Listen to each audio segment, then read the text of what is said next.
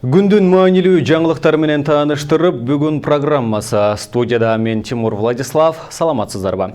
Алгач чыгарылыштын кыскача мазмуну менен таанышып алыңыздар.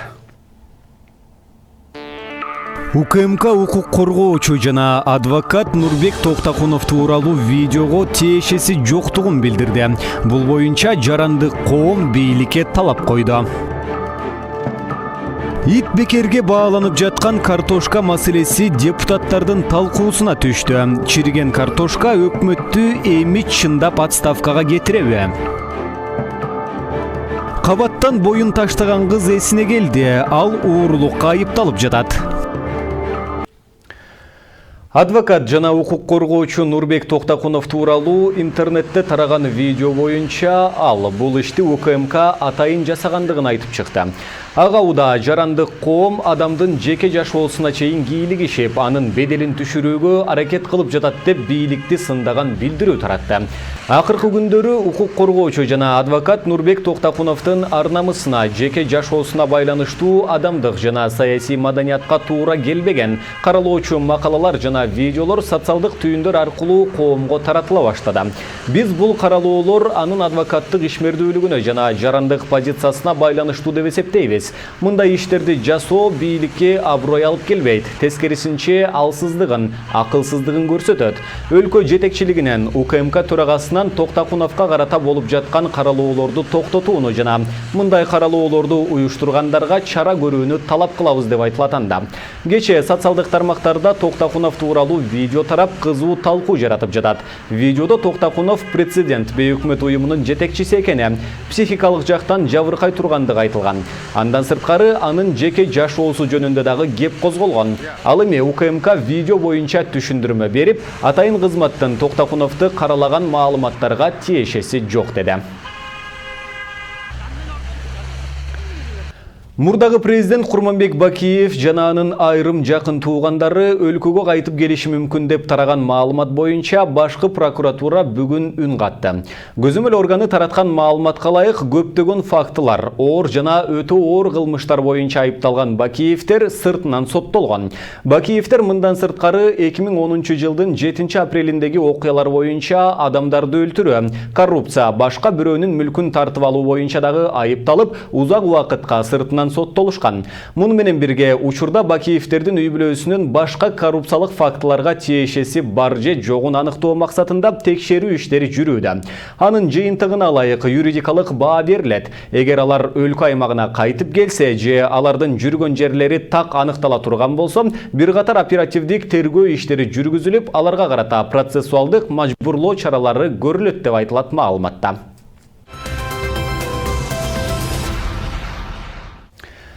Жыл сайын ар бир райондун борборунда 3 чакырым жолго асфальт төшөлөт. Бул тууралуу президент Сооронбай Жээнбеков бүгүн Жалал Абад облусунун Сузак районунун жашоочулары менен жолугушуу учурунда билдирди. Мамлекет башчысы ички жолдорго өзгөчө маани бериле тургандыгын баса белгиледи. Белгилей кетсек, президент Жээнбеков бүгүн Жалал Абад жергесинде болуп, эл менен жолугушту. Кечээ 20 февралда Баткенге барып, Кадамжай районунун жана Кызыл Кыя шаарынын жашоочулары менен жолуккан. Мындан сырткары ал Кадамжайдагы Факел чегара тозотунун жаңы курулган имаратынын ачылышына катышып, Ош Баткен Исфана автожолун реконструкциялоо жумуштарынын жүрүшү менен таанышты. Бүгүн өлкө башчынын сапары Жалал Абадта уланууда.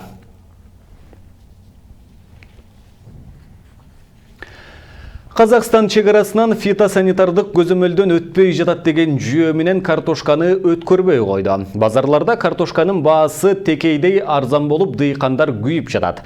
Буга Айыл чарба министрлиги дагы кандай шылтоо айтат? Айтор картошка көйгөйү буга чейин президент, өкмөт көтөрүп келсе, бүгүн жогорку кеңештин жалпы жыйынында депутаттар көтөрдү.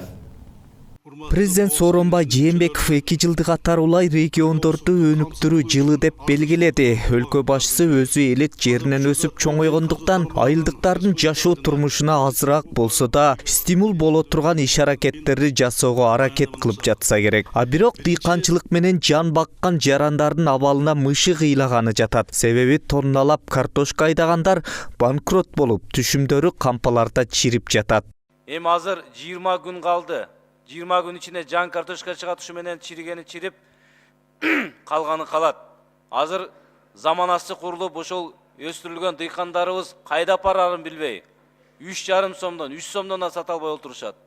Бул деген сөз биздин дыйкандарга оор чыгым алып келе турган мезгил болуп атат. Ошондуктан өкмөт барбы, мамлекет оперативдүү түрдө ушул иш-чараны иштеп чыгып, тез арада чара көрүшүн мен сунуш кылам. Картошка маселесин буга чейин өлкө башчысы өзү көтөрүп, айыл чарба министрин чукул кабыл алып, дыйкандардын көйгөйүн токтоосуз чечүү зарылдыгын айткан. Ошондо айыл чарба министри Нурбек Мурашев картошканы кошуна Өзбекстанга өткөрүү үчүн сүйлөшүүлөр жүрүп жатканын айткан. Анализдерди жүргүздүк. Анализдерде дагы былтыр ошол октябрь айында бир аз төмөн болгон, 8 сом 10 сомдун ортосунда. Быйылда божомолубуз биз маалыматтар боюнча ноябрдын 15-ден кийин баалар өзүнө келет деп биз божомолдоп атабыз. Бирок министр мырзанын Өзбекстан менен сүйлөшүүлөрүнөн майнап чыккан жок. Өзбек ишкерлери картошканы Кыргызстандан эмес, Пакистандан ташып келип жатышыптыр. Ал эми картошка көйгөйү кийинчерээк өкмөттүн чоң жыйынында да көтөрүлгөн эле. Анда премьер-министр Мухаммедкалый Абылгазиев Мурашевке катуу эскертүү берип, картошканы өткөрүү үчүн бардык күч-аракеттерди жумшоону буйруган. Анда биз эмне кылыш керек? Анда картошканы башка жакка издешибиз керек. Же болбосо аны переработкасын ойлош керек да, кайра иштетүүнү. Картошкадан кандай продукциялар чыгарсак болот? Мындай чийки боюнча сатпай.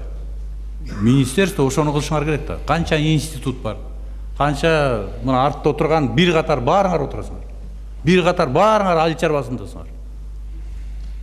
300 миң картошканы сата албай атасыңар. Мына силердин кылган ишиңер.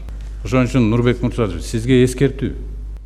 Эгерде министрликтин ишин оңдобосоңуз, мына 2 айда 6 өкмөт мүчөсү алмашты.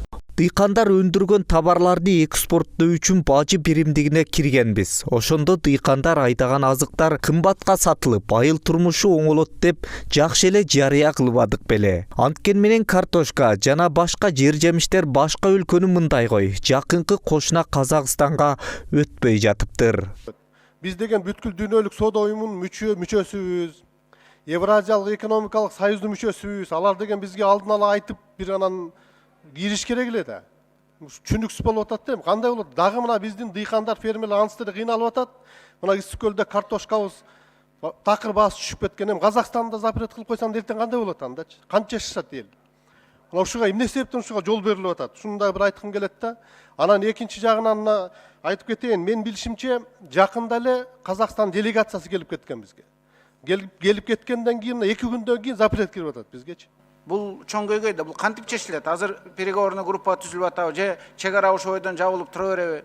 Жана фитосанитарный нормага деп бул шылтоо да, муну баарыбыз эле түшүнүп турбайбызбы? Же болбосо буга чейин, бүгүнкү күнгө чейин татнакайла биздин картошканы алып келип эле анан бүгүнтөн баштап эле тиги фитосанитарный нормага жооп бербейт деген бул шылтоо да. Бул жерде бир өкмөттүн чабалдыгы, туура эмес переговорлор жүргөн, Казакстан өкмөтү менен туура эмес сүйлөшкөн, же болбосо тоботпой койгон аларды, же бул проблеманы сезбей койгон проблема катары. А бүгүн биздин миңдеген дыйкандар ошол картошканын баасы түшүп кеткендигине байланыштуу белчесинен карызга батып нааразы болушу мүмкүн. А Өзбекстан боюнча маселе ачык, аяк боюнча картошканы алып барып сатууга темир жол транспортировка кымбат болуп, картошканы Өзбекстанга алып баргандан көрө алып барбай эле койгон жакшы экен. Анткени жолдун баардыгы, кундун баардыгын железнодорожный перевозка жеп коет экен. Же болбосо ошо железнодорожный перевозканын баасын мамлекет өз эрки менен жеңилдетип, керек болсо бекер кылып берсе болбойбу? Айтылган убадалар аткарылбай кагаз жүзүндө кала берсе, элдин бийликке болгон ишеничи кетпейт деп ким кепилдик бере алат? Бир картошканы жетиштүү баага сата албай, айыл чарба багытындагы саясатты аныктай албаган министрлик эмне иш кылып жатат? Бул тууралуу биздин чыгармачылык топ атайын иликтөө жүргүзгөнү жатат. Ош облусунун Өзгөн районунда 18 жаштагы жигит асынып каза болду. Бул тууралуу Ош милициясынан билдиришти. Белгилүү болгондой, маркум 8 февраль күнү өз үйүндө асынып алган. Ал эгиздердин түгөйү болгон. Каза болгон жарандын жакындарынын айтымында бул үй бүлөнүн буга чейин 2006-2007 жылдары 1997 жана 1995 жылы туулган балдары дагы асынып каза болушкан. Маркум Ош шаарындагы номер 16 кесиптик лицейинде экинчи курста окуп жаткан.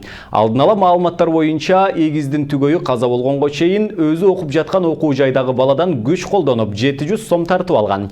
Ал агаларын чакырып акчасын кайтарып алып экөө элдешкен. Учурда бул окуянын канчалык тиешеси бар экендиги боюнча иликтөө иштерин Өзгөн милициясы иликтеп жатат деп айтылат маалыматта. Бишкек шаарынын Туңгуч кичи районундагы көп кабаттуу үйдөн боюн таштаган кыз эсине келди. Бул тууралуу Саламаттык сактоо министрлигинен билдиришти. Маалыматка ылайык, кыздын абалы оор. Ал денесинен жана ички органдарынан көптөгөн жаракаттарды алган. Учурда дарыгерлердин көзөмөлүндө. Ал эми укук коргоо органдарынын берген маалыматына ылайык, жабырлануучу Батирде бала багуучу болуп иштеп жаткан.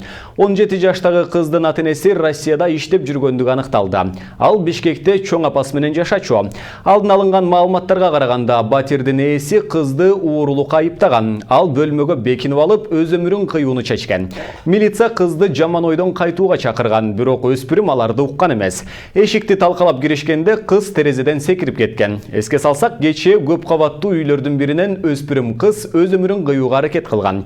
Аны милиция кызматкерлери килем менен тосуп аман алып калышкан.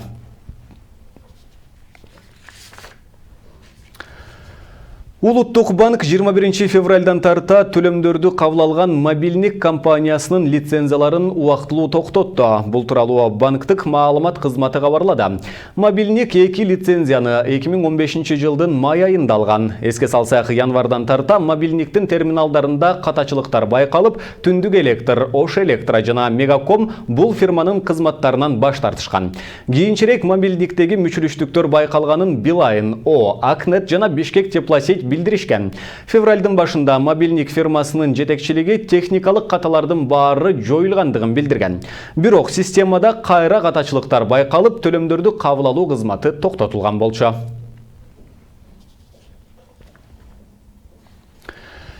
Кыргызстанда 85 миңден ашык баланын ата-энеси миграцияда жүрөт. Бул тууралуу Эмгек жана социалдык өнүктүрүү министрлигинин балдарды коргоо башкармалыгынын баш кадиси Назгүл Чолумова Бишкектеги тегерек стол учурунда билдирди. Анын айтымында, учурда облустарда 85.904 баланын ата-энеси миграцияда экендиги аныкталган. Алардын басымдуу бөлүгү Ош облусунда турат. Алар дээрлик 23 миң бала. Бирок бул багыттагы иш улантылып жаткандыгын белгилеп коюу керек. Мындан улам бул дагы артышы мүмкүн деди ал.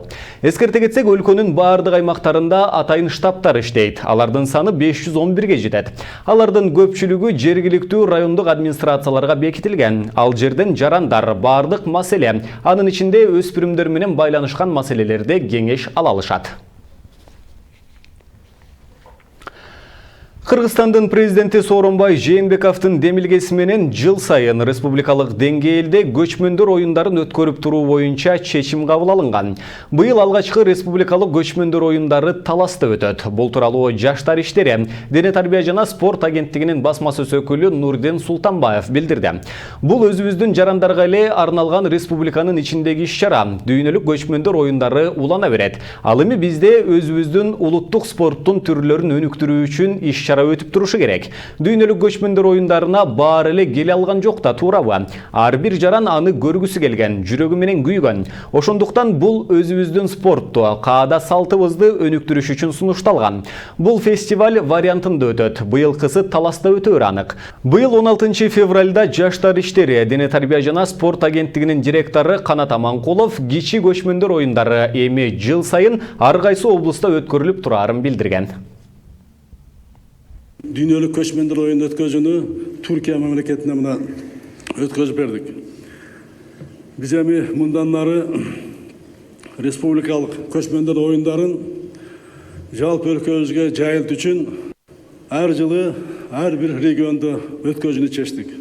Быйылкы жылы республика көчмөндөр оюндарын Манас атабыздын ыйык ордосу болгон Талас областынан баштайлы деп турабыз. Талас облусунан. Андан кийин эстафета менен ар бир регионго келип, көчмөндөр оюндары өтө баштайт. Буюрса, Жалалатка дагы келип калат. Көчмөндөр оюндарын улантышыбыз керек. Бул эми бизден 3 жыл өттү. Түркияда өтөт, кийин башка өтөт мамлекеттерде. Аларга биз даяр болуш керек. Ата-бабалардын калган оюндарды биз ар дайым алдыда болушубуз керек. Ошон үчүн биз жылда өткөзүп, ошондо ата бабадан калган оюндарыбыз өркүндөп кетет. Кийинки муундарга, жаштарга дагы биз жакшы өткөзүп беребиз аны дагы. Буга абдан көңүл бурабыз. Ушуну менен бүгүнкү чыгарылышыбыз соңуна чыгат. Кайрадан эфир аркылуу амандашканча сак саламатта туруңуздар.